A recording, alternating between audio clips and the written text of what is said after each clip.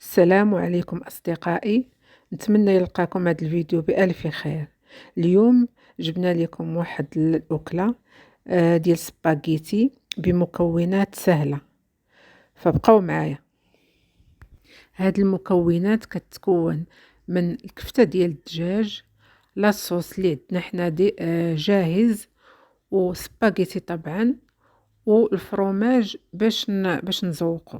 غنحتاجو كذلك شويه القزبر، شويه البصله، وشويه الملح. بالنسبه لينا حنايا ما كترناهاش لان لاصوص ديجا فيها توابل، وفص ديال الثومه، وقليل من الزيت، وشويه الزبده.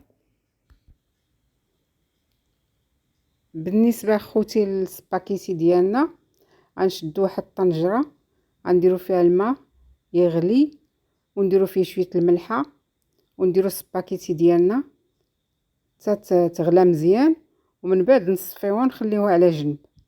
غنمشيو لاصوص غنشدو ديك البصله الخضاريه نقطعوها رقيقه، نضيفو ليها داك السن ديال الثومه محكوك وشويه ديال الزيت، نقليوها شي شويه هي دغيا تتقلى.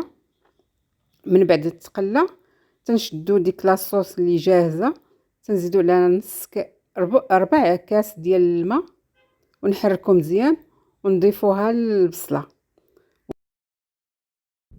الكفته ديالنا نشدوها، نديرو لها شويه البزار والملح، ونفرتوها ونضيفوها لاصوص، ونخليوها طيب. من بعد ما طيب نضيفو لها شويه القزبر مقطع.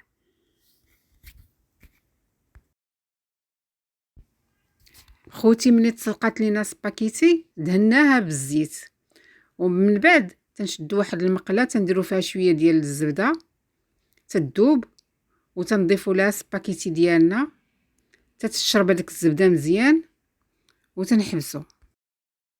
بالنسبه للفرماج خوتي خواتاتي كيبان مغير شويه، لانه عندنا هنا جوج ديال الانواع. كاين فرماج منسم بالفجل، وفرماج منسم بالليمون.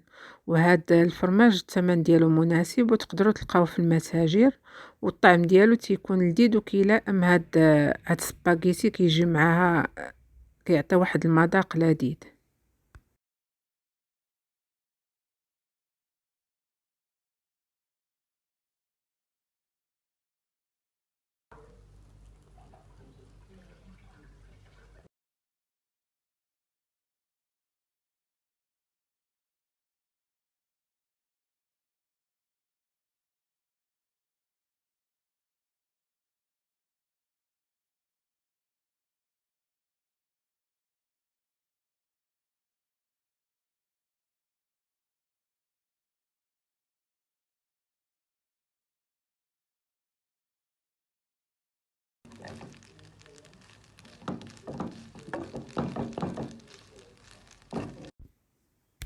من بعد اخوتي تنشدو شي اناء، تنديرو فيه سباكيتي ديالنا، وتنديرو فوقو لاصوص والفرماج، وندخلوه للفران.